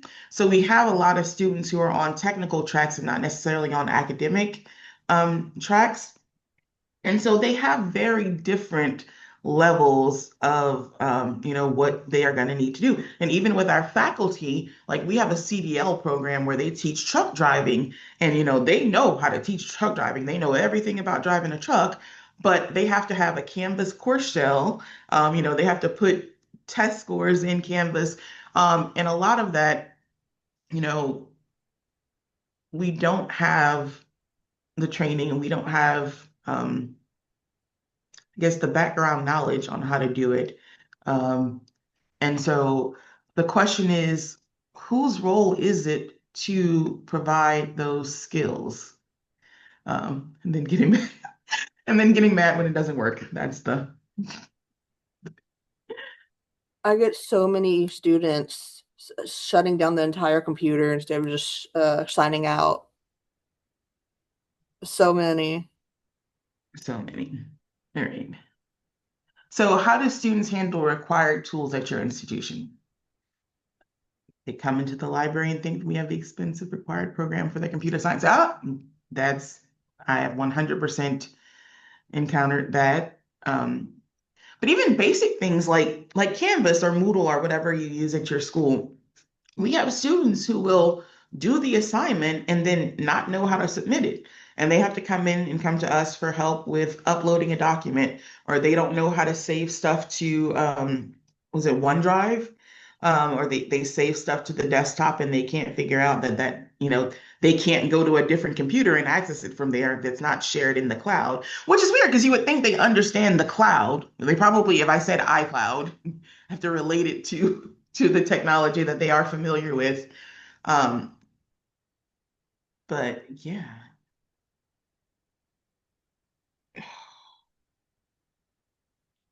Microsoft 365, also Yeah, that's another me. bane of my existence. They don't know how to access the cloud apps. It's very hard for them. They panic. They know. Don't know how to handle it. Oh, the proctor tests, those are scary. That too, Those yeah. are um Push the keyboard to us and want us to do it for them. I refuse. I refuse to touch the keyboard. Like I will show them. I will stand there and I will walk them through step by step where to go. But I refuse to touch the keyboard for them. so this is a conversation that I would like us to have. So like I said, we're at Holly and I at SOWELA. One of the main complaints that I have, and it's not just me, it's a lot of teaching faculty, we do not have a mandatory orientation for our students, and we don't have a mandatory like first year student experience course. And that is something that we have been asking for a very, very, very long time. We do offer, it's called CSSK here, College Success Skills, but it is not a mandatory course. And right now, there's only our nursing students or students who are trying to get into the nursing program have to take it. And we've been wanting though to have something, even if it is just like a 3-day orientation, because even our 1-day orientation is not mandatory. So they don't have anything that teaches students anything mandatory from like how to set up their emails, how to access their emails, how to set up Canvas, how to do OneDrive, how to use Office 365. We can tell them you have access to PowerPoint, Word, and Excel. They don't know how to find it. They don't know how to work it. So do your guys' schools or do y'all offer that? I saw someone said they don't have one either. Um, so I have been put on a task force to revamp our college success skills course. And I honestly feel like we're just spinning the wheels of nothingness because we're putting in a lot of work to revamp this course, but we still can't make it mandatory. And if it's not part of a curriculum for a program, then financial aid won't pay for it. And we're like, it's kind of we're at a weird place where we're like, we're doing this, but then what? But I desperately feel that we need to have some type of introductory, this is all the technology that you are going to need to use throughout the course of your career. Um, and we don't have it. I was going Um, to add, Connie, what you're saying. Yes, we need it. I think what's happening for us at Nichols, they're putting it all in like a Canvas course, but the students aren't going to read everything. So that student that came in to me, I'm the one who put the student walked in and was like, I need help with Monitor EDU. And I'm like, I don't know what you're talking about. Can you explain what that is? And of course, it was like 3:45. I get off at 4:30. And he's like, my professor needs me to take this test. And I was like, oh, this is for a test. And so I'm Googling it. And then he's like, wait, I got it in Canvas. I was like, can I see what you got? And I was like, is there a link or something? I said, I don't know how to take the proctor test. And I said, but I'm gonna get you help. I just need to get more information from you. And he pulls it up and it's like instructions word for word how to do monitor.edu, but it's like they got to pay $13. It was like a Google Meet thing. You're paying for this proctor to join into the Google Meet. It was a lot of instructions, including stuff to do prior to getting on. And I was like, have you read through all of this? And he was like, no, ma'am. It was, first time freshman, first time trying to take a proctored test. I said, did you go to the testing center? Testing center turned him around saying, you need 24 hours to book ahead. We're full. I just had to pull some strings. I used to be an academic advisor. So I just called over there and was like, can I send this freshman to y'all? Because I don't know what to do and I don't have time to read through and walk him through everything. And thankfully, somebody answered my phone call because I had called someone in IT for him. I had called our technology instruction specialist that they didn't answer their phones. And so I was able to send this student cross campus to the academic advising center where they help freshmen and they helped him out. They got him they fit him into the testing center because his laptop he was on was ancient and it was so slow just to get Canvas open. And I told him, I do not recommend you taking a test on this laptop and on this Nichols Wi-Fi. Like you really need to get on a desktop. And then he looked at me like I was strange. And I said, you need to go to the testing center. If this ever happens, you need to go to the testing center. So that was just my crazy experience of they have instructions on how to use stuff, but are not reading it. Like they need a workshop, do it with the student. Yeah.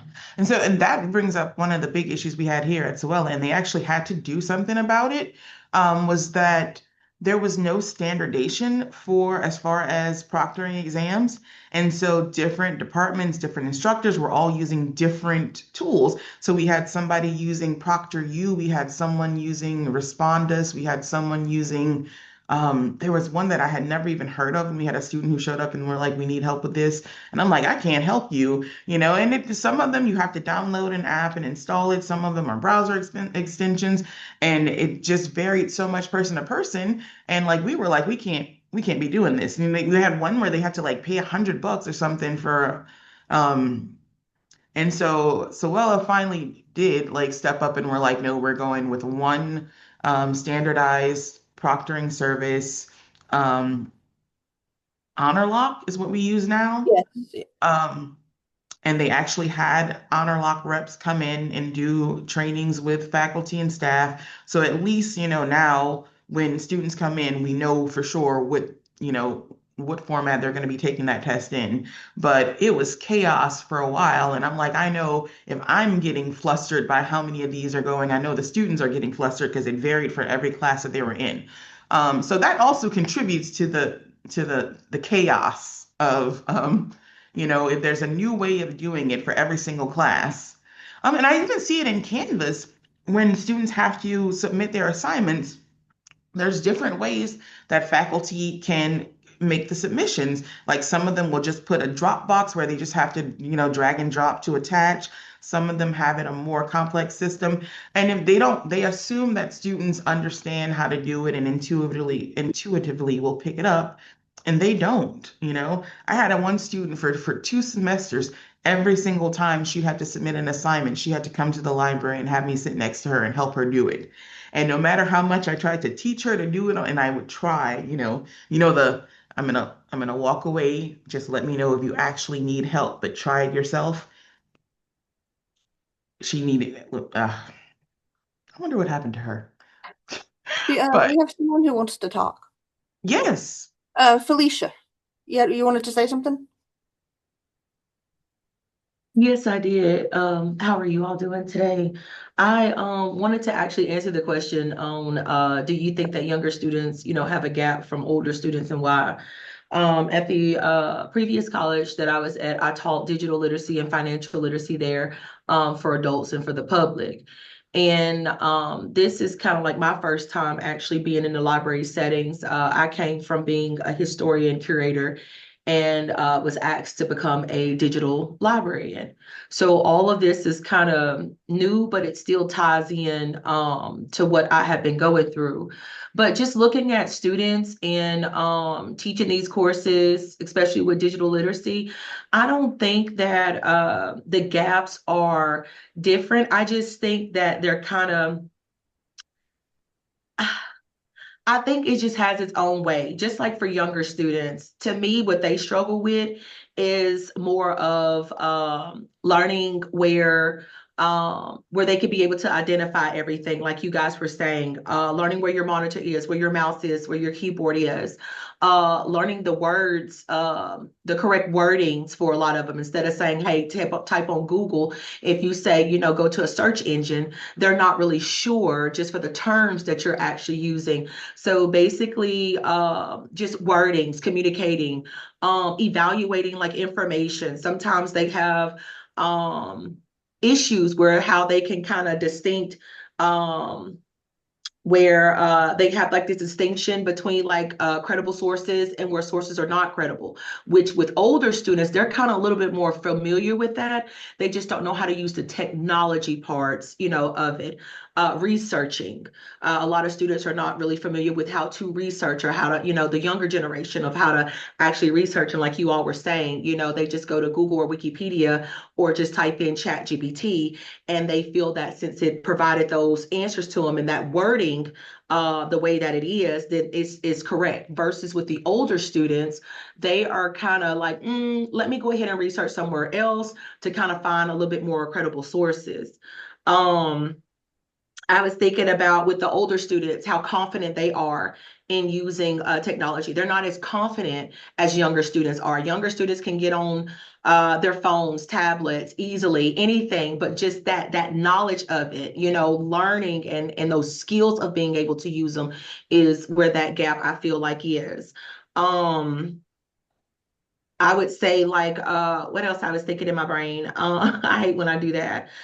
just keeping up with the changes, that also goes along with the confidence. These students now are able to, keep up with it through Instagram, social media, Snapchat, all of these things versus with the older generation, they still go back to newspaper articles, things like that, more of a physical than what's, happening right now. So to me, I don't think that it's like a gap between, learning how to use the younger person using the mouse versus the elders or older students using the mouse. It's the wording and the guidance and the awareness of it, I feel like, with me. That's wonderful, Felicia. Thank you. And you're so right. Like, even like you said, the terminology, like sometimes I have to remember, it's like they don't know what a browser is. So I'm like, are you using Correct. Chrome? Or are you using, and nobody uses Edge, but are you using Chrome or Firefox or, and you guys, I'm sorry, I sometimes talk to try to fill the silence, but if you have something to say, please feel free to unmute yourself and jump right in, because we want this conversation. You And use thank you guys Edge? so much for allowing me to be able to talk. Yeah, does anyone else want to talk verbally if you're brave?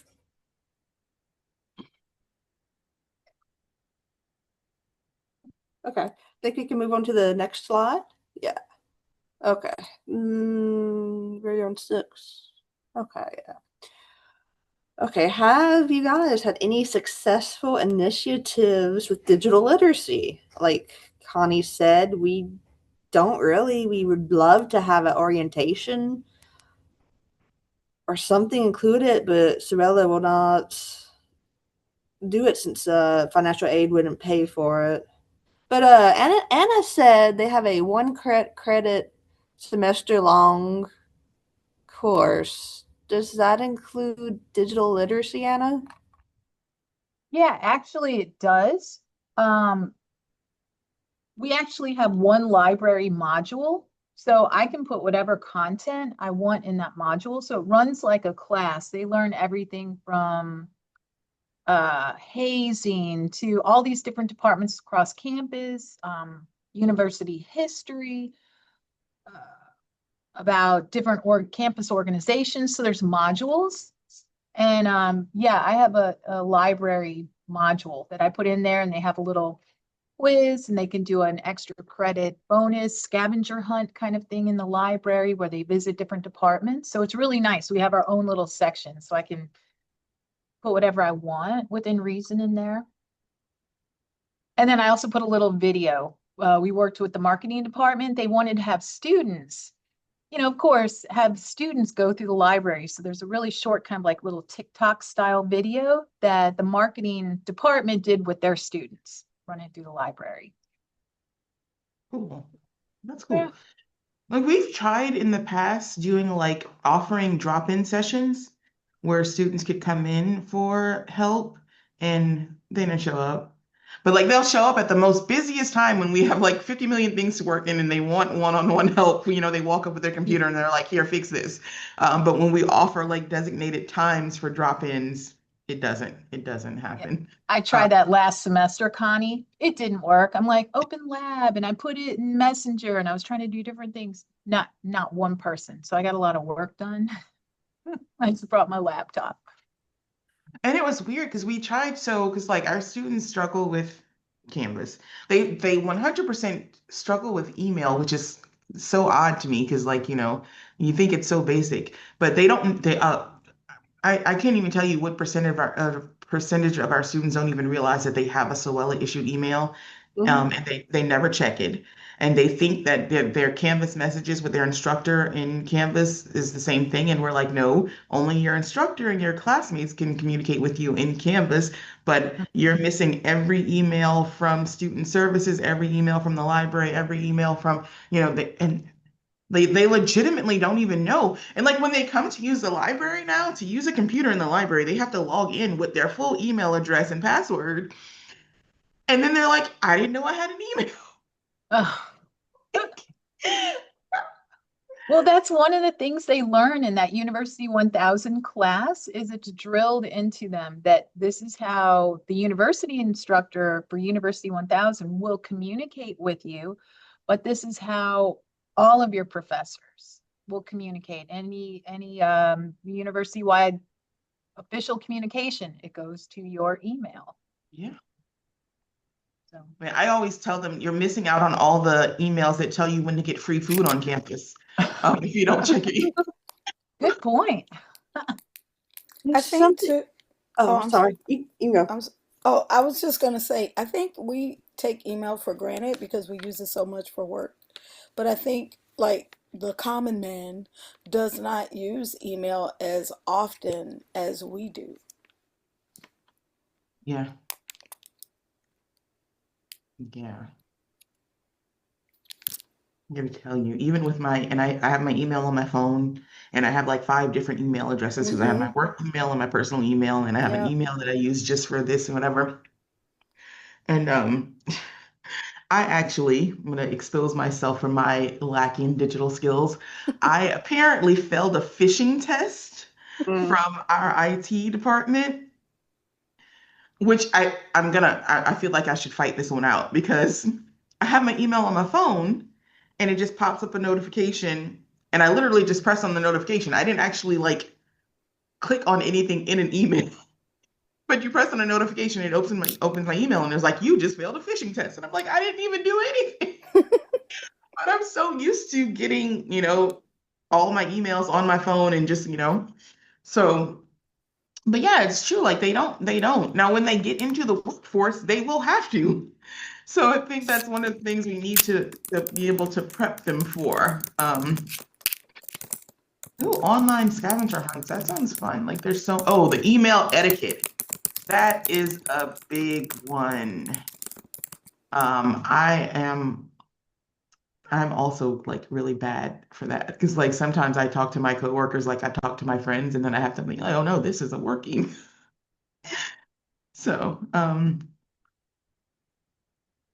after orientation. Yeah, I'm typing. Actually, I'll just say it instead of typing it. After orientation, like this is a very small library. We only have 18 computers here. So after orientation, we only have maybe 40 students in orientation. They will bring the students into the library, and I will show them how to set up their email here physically. But that only works because we're such a small, tiny library. And I think that's the only way these students are even learning they have an email or use the email because I physically sit there and show them how to access it. And they all get a little access email handout when they come in here. But that's not going to work with you guys at larger libraries. So somebody said they're planning workshops for next semester. That should be awesome. All right. I think we are like way over our time. I kind of blanked on that. I don't know. Connie, I was just gonna message you, but since I love this open forum idea. I would say as long as we could get wrapped up by 12:30, but of course, if anybody needs to step off, feel free. We are recording, so you'll be able to see the rest of this presentation. But if anybody is like me and fully engaged, we're here. As long as we're good to go by 12:30, you're good. Well, let's just because we only had a couple more. So what else can we do in our positions? And I think what was the last so this is Holly and I had a debate over this yesterday, like a full-on debate. And I said I kind of exposed myself because I was like, I promise I'm not like an elitist at all. But um these two kind of tie together. So what can we do in our positions and should colleges be responsible for computer literacy? And the debate that we had was like, Holly was like, we need to meet our students where they are. If they have no basic computer skills, we, should be there helping them. And I agree that we should be there helping them. But at some point, I'm like, they should have learned this by now. And so whose responsibility is it? And even though they should have learned this by now, I know in a few slides back, someone had asked, or, do they not have to take computer classes in middle school like we used to? Apparently they don't. Um, so if a student gets to college, now granted, I'll say SOWELA this is kind of where the elitism comment came in. SOWELA has open enrollment, which means we don't have to be a student at SOWELA, you just have to have finished high school. we don't have entrance requirements. We have entrance requirements for certain programs, but to be just a general student at SOWELA, we don't. And so we do have a lot of students who, really struggle in high school. We have a lot of students who haven't been in school in forever. We have a lot of students, we have an adult ed program. So we have students who get their, they do the high set through the adult ed and come straight in. Um, but it's like if they don't have those background skills, whose job is it to teach them? And I'm kind of like, there's only so much that we can do. We don't have the time, the manpower, the staff, the money to individually help every student who doesn't know how to use a computer. So whose responsibility is that? And how do we fix it? Someone said it should be a required half a credit class per semester. I wish that would be wonderful. Do you guys have any input on that? Anybody? Yeah. Part of getting them ready for the workforce. Yeah. I think we should. I also work for a community college. I think because we tap into, the general population, we don't know what skill set they're coming in with. It should be a priority because you can't even participate in your classes if you don't have the skill set. But I think the universities and the colleges don't support that, even though they don't make it a required class. They don't, like you said, they won't pay for it, but it's imperative for the success of the student. So we're kind of caught in the middle as librarians because we don't have the staff, we don't have the integration into the classes. So it's like a catch-22. Yeah. Yeah. And I mean, I also have to question, like, when I have kids who have graduated from high school, and they come in and they need help with their freshman English, and I'm looking at them like pecking the keyboard, but I'm like, when all their work in school now is done through a Chromebook, they're issued a Chromebook, all their papers are typed and submitted, and I'm like, I'm looking at you not know how to type. How did you make it through high school? Like, how did you get here? And that's what's confusing me, though, is like, where is that? I don't know. I guess where's that scaffolding not happening? Where's I don't know. I just feel like something's missing. We have a basic apps course at SOWELA, but the irony is it's online only. So if the student doesn't know how to work, do basic computer stuff, they can't even do the basic apps course. I need to go look at this core competencies thing. But yeah, I'm just like, where does it need to start? I guess is the question. Like, where does it need to start? At what point in their educational careers should they be learning these things? And how are they not learning them? I guess is what I'm missing. Because some of the things that these kids are doing in high school is so far above and beyond what I did back in high school 20, almost 25 years ago now.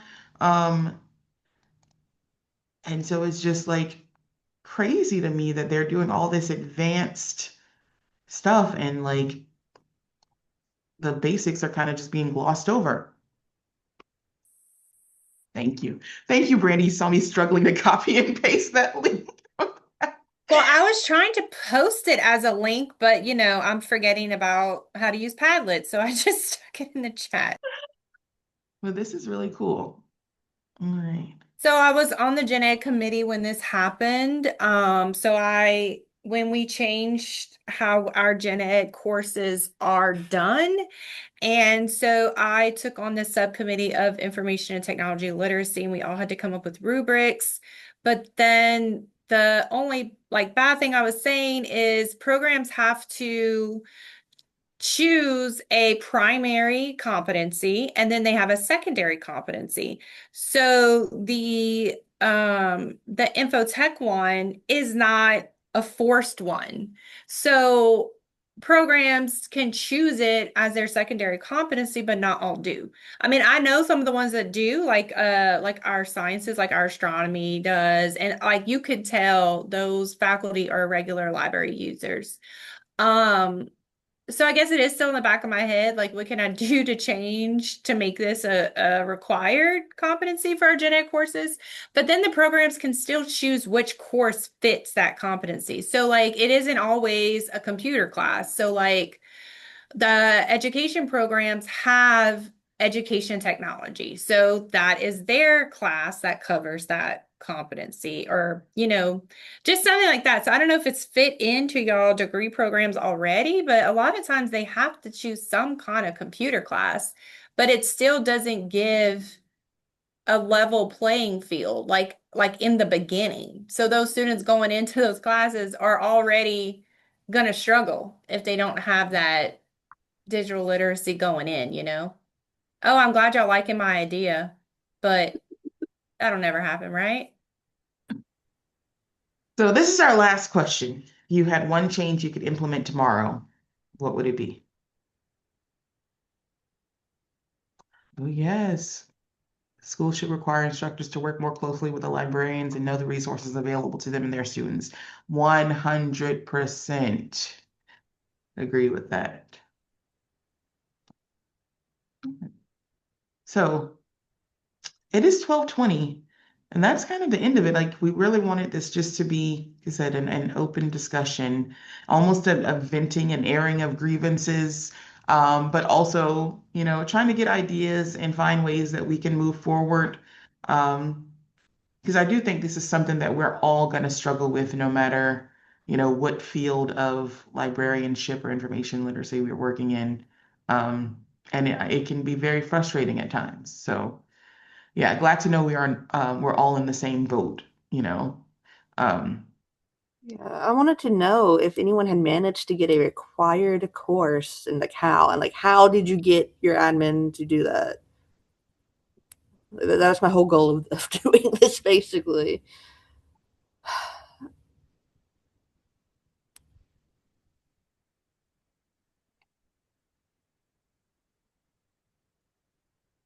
Would anyone like to take the podium here and say I was about to anything? say, y'all please speak up because I also Yeah. want to know this, but then I also need to know how can you staff that if it's a librarian teaching that course?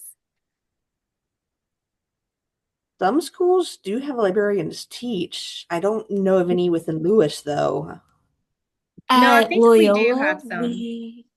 uh we have like three different library like first year seminar courses, and all of those type of courses are mandatory. But only three out of like maybe 25 of them are library oriented. We have one that's facts and misinformation, and the other one I actually don't remember what it is because it's just starting this fall. But they gain those skills naturally over the 16 weeks. And if at least all of them would implement some version of it, that would be great. A librarian is invited to every single one of the first year seminar courses, and we're encouraged to cover that amount of information in the short amount of time that we have. But I don't know how much of it sticks because they only see us once in the semester and then that's it. Is it a mandatory course?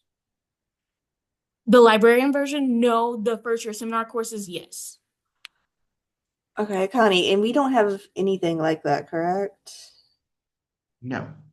Okay, how do y'all have the seminar courses run? Like, will financial aid pay for it? Because that's what we I'll ran pay for into. it if it's built into a curriculum. That's the problem with SOWELA is It's that built it's not. into like Loyola Core. There's like a Yeah. full list of classes that every Okay, single student must take, and that it's one of those. okay, yeah. Like, I'm trying to understand the gap that we're having here at SOWELA. I don't think they want us to understand. And um, I mean, yeah.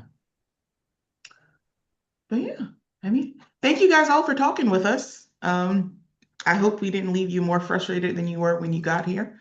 But that's kind of the end of No, but I hope you guys continue this conversation. I know one of my librarians, Jessica Hawks, began a digital literacy research study when she was at LSUS, and she's continuing it here at Nichols with LA Tech as well to try to get a different schools, different sizes, a study done. And so that was me saying, kind of grumpy. We struggled just getting people to do the survey, like trying to do it a faculty staff survey and a student survey for this research study, but that is in the works still. So I can't wait to see what comes out of that, especially since it's a multi-school research study. But I think, if you guys propose this at Luck, I don't know if there's any other Lewis library, for all the Lewis libraries here, I can see this being well attended, like another panel. And then you may get more answers to how to get this to your administration for consideration of a course. But it would take a lot because I'm also in courses and curricula committee. So like it has to go through that, and it has to go through like Board of Regents approval. I mean, there's a lot of stuff. But I think we can't be the only ones that are seeing this as a need. I'm sure the faculty across campus are struggling as well with their students because as everything is going online, turning in assignments, now all these proctoring tests are giving problems. It's a problem for sure. Does anyone else have any other questions while we're wrapping up?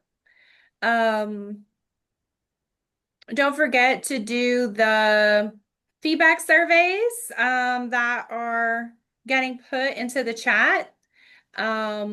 We really love to hear your feedback. That helps us plan the forums every year. And come back tomorrow for day 4. We have some great presentations. You can see the website, the NOLA ILC website. Thank you all so much. And to all our presenters today for being so open and sharing all your resources with us. If that's it, then I guess we will log off. Ariana, if there's something I'm supposed to say at the closing that I forgot, let me know. I'm like trying No, to you're good. Awesome. I'll be back as your host tomorrow. I feel like I'm talking like a game show host. But again, check the website for the recordings, do the feedback surveys, and join us tomorrow at 10 o'clock. Bye, everyone.